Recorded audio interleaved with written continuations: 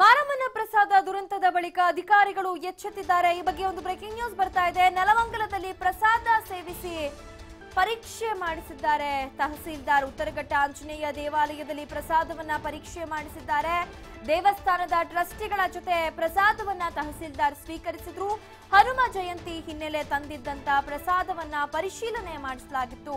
ಆಹಾರದಲ್ಲಿ ಯಾವುದೇ ರೀತಿಯ ಲೋಪ ಬರದಂತೆ ಕಟ್ಟೆಚ್ಚರಕ್ಕೆ ಸೂಚನೆಯನ್ನ ಕೂಡ ನೀಡಲಾಗಿದೆ ಅನ್ನುವಂಥದ್ದು. ಇದು ಕೂಡ ಒಂದು ರೀತಿ ಸ್ವಾಗತಾರ್ಹ. ತಹಸೀಲ್ದಾರ್ ಖುದ್ದು ದೇವಸ್ಥಾನದ ಒಂದು ಪ್ರಸಾದವನ್ನ ಪರೀಕ್ಷೆ ಮಾಡಿಸಿರುವಂಥದ್ದು. ಮೊದಲು ಅವರೇ ಸೇವನೆ ಮಾಡಿದ್ದಾರೆ ಮತ್ತು ನಂತರದಲ್ಲಿ ಅದನ್ನ ಪರೀಕ್ಷೆ ಮಾಡಿಸಿ ಯಾವುದೇ ರೀತಿಯಾದಂತಹ ಲೋಪವಾಗದಂತೆ ಎಚ್ಚರಿಕೆ ವಹಿಸಿದ್ದಾರೆ ಅನ್ನುವಂಥದ್ದು. ಆದ್ರೆ ಪ್ರತಿ ಬಾರಿ ಪ್ರಸಾದವನ್ನ ಪರೀಕ್ಷೆ ಮಾಡಿಸಿ ಕೊಡುವಂಥದ್ದು ಅಥವಾ ಪ್ರತಿ ಬಾರಿ ಅದನ್ನ ಯಾರೋ ಟೇಸ್ಟ್ ಮಾಡಿ ಇನ್ನೊಬ್ರಿಗೆ ಕೊಡುವಂಥದ್ದು ಅಸಾಧ್ಯವಾಗುತ್ತೆ. ಹಾಗಾಗಿ ಯಾವುದೇ ರೀತಿಯಾದಂಥ ಇಂಥ ಅವಘಡಗಳಿಗೆ ದುರ್ಘಟನೆಗಳಿಗೆ ಎಡೆ ಮಾಡಿ ಕೊಡದಂತೆ ಒಂದು ರೀತಿ ಎಚ್ಚರಿಕೆಯನ್ನ ವಹಿಸಬೇಕಾಗತ್ತೆ, ಮುನ್ನೆಚ್ಚರಿಕಾ ಕ್ರಮಗಳನ್ನ ತೆಗೆದುಕೊಳ್ಳಬೇಕಾಗತ್ತೆ. ಮೊನ್ನೆ ನಡೆದಂತ ಮಾರಮ್ಮನ ಪ್ರಸಾದದ ಒಂದು ದುರಂತ ಏನಿದೆ ಅದಾದ ನಂತರ ಅಧಿಕಾರಿಗಳು ಕೂಡ ಎಚ್ಚೆತ್ತಿದ್ದಾರೆ. ಆ ನಿಟ್ಟಿನಲ್ಲಿ ಉತ್ತರಘಟ್ಟ ಆಂಜನೇಯ ದೇವಾಲಯದಲ್ಲಿ ಪ್ರಸಾದವನ್ನ ಪರೀಕ್ಷೆ ಮಾಡಿಸಿ ಭಕ್ತರಿಗೆ ಬಡಿಸಿರುವಂಥದ್ದು. ಅಂದ್ರೆ ಈಗಂತೂ ಯಾವುದೇ ಒಂದು ಪ್ರಸಾದವನ್ನ ಸ್ವೀಕಾರ ಮಾಡ್ಲಿಕ್ಕೂ ಮುನ್ನ ಒಂದು ರೀತಿ ಆತಂಕ ಸಹಜವಾಗಿ ಭಕ್ತರಲ್ಲಿ ಇರುವಂಥದ್ದು. ಒಂದು ರೀತಿ ಆ ಆತಂಕವನ್ನ ದೂರ ಮಾಡುವಂತ ಒಂದು ಕೆಲಸ ತಹಸೀಲ್ದಾರ್ ಕಡೆಯಿಂದ ಆಗಿದೆ.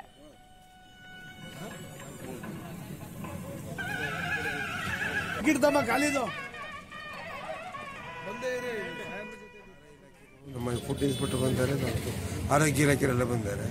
ಸೊ ಪ್ರತಿಯೊಂದು ಶುಚಿತ್ವ ಕಾಪಾಡಬೇಕು ಅವೆಲ್ಲ ಹೇಳಿ ನಾವು ಅವ್ರಿಗೆಲ್ಲ ಡೈರೆಕ್ಷನ್ ಕೊಟ್ಟಿದ್ದೀವಿ. ಯಾವ ದೇವಸ್ಥಾನಗಳು ವಿಸಿಟ್ ಮಾಡಿದ್ದೀರಾ? ಈಗ ಇಪ್ಪೆ ಆಂಜನೇಯ, ಇದು ಉತ್ತರಘಟ್ಟ ಆಂಜನೇಯ, ಗೊಲ್ಲಹಳ್ಳಿ ಹೋಗ್ತೀವಿ.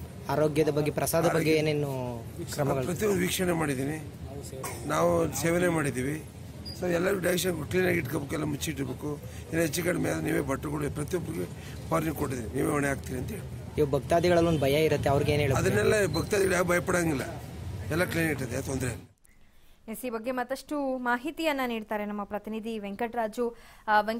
ಸಹಜವಾಗಿ ಮಾರಮ್ಮನ ಪ್ರಸಾದದ ಒಂದು ದುರಂತವಾದ ನಂತರ ಎಲ್ಲೇ ದೇವಾಲಯಗಳಲ್ಲಿ ಪ್ರಸಾದ ಅಥವಾ ಅನ್ನದಾನದಲ್ಲಿ ಭಾಗಿಯಾಗಬೇಕು ಅಂತಂದ್ರೆ ಒಂದು ಆತಂಕ ಭಕ್ತರಲ್ಲಿ ಇದ್ದೇ ಇರುತ್ತೆ. ಬಹುಶಃ ಇವತ್ತು ತಹಶೀಲ್ದಾರ್ ಅವರ ಈ ಒಂದು ನಡೆ ನಿಜಕ್ಕೂ ಆ ಒಂದು ಆತಂಕವನ್ನ ದೂರ ಮಾಡುವಂತಹ ಒಂದು ಕೆಲಸ ಮಾಡ್ತು ಅನ್ನುವಂಥದ್ದು. ಹೇಗಿದೆ ಅಲ್ಲಿ, ಯಾವ ರೀತಿಯಾದಂತಹ ಒಂದು ಪರೀಕ್ಷೆಗಳನ್ನ ನಡೆಸಲಾಯಿತು, ಭಕ್ತರು ಏನ್ ಹೇಳ್ತಾರೆ ಈ ಬಗ್ಗೆ ಅಂತ? ಆ ಲಿಖಿತ ಏನಂತಂದ್ರೆ, ಚಾಮರಾಜನಗರದ ಸುಳವಾಡಿಯ ಮಾರಮ್ಮ ದೇಗುಲದ ವಿಷ ರಾಕ್ಷಸರು ಏನಿದ್ದಾರೆ, ವಿಷ ರಕ್ಕಸರು ಕೊಂಬಿಯಿಂದ ಸೇರಿದ್ರು ಕೂಡ ಏನು ಆ ಕರೀನುಗಳು ಇನ್ನೂ ಬಿಟ್ಟಿಲ್ಲ ಅಂತಾನೆ ಹೇಳ್ಬೋದು. ಸ್ವತಃ ಇದಕ್ಕೆ ಸಾಕ್ಷಿ ಎಂಬಂತೆ ನೆಲಮಂಗಲ ತಾಲೂಕಿನ ತಹಶೀಲ್ದಾರ್ ಕೂಡ ಒಂದು ಸರ್ಕಾರದ ಸುತ್ತೋಲೆಯ ಕೂಡ ಬಂದಿರೋದ್ರಿಂದ ಮತ್ತಷ್ಟು ಒಂದು ಎಚ್ಚರಗೊಂಡಿರುವಂತದ್ದು. ಏನು ಮೊನ್ನೆ ಅಷ್ಟೇ ವೈಕುಂಠ ಏಕಾದಶಿಯ ಒಂದು ಸಂದರ್ಭದಲ್ಲೂ ಕೂಡ ಶ್ರೀನಿವಾಸನ ದೇಗುಲಗಳಿಗೆ ಭೇಟಿ ಕೊಟ್ಟು ಲಡ್ಡು ಪ್ರಸಾದವನ್ನು ಪರೀಕ್ಷೆ ಮಾಡಿದ್ರು.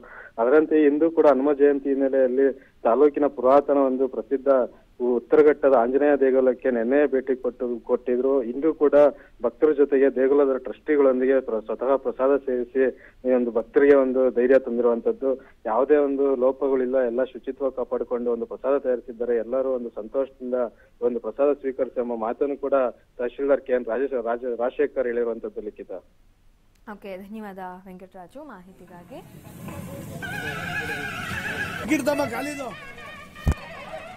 ಬಂದೇ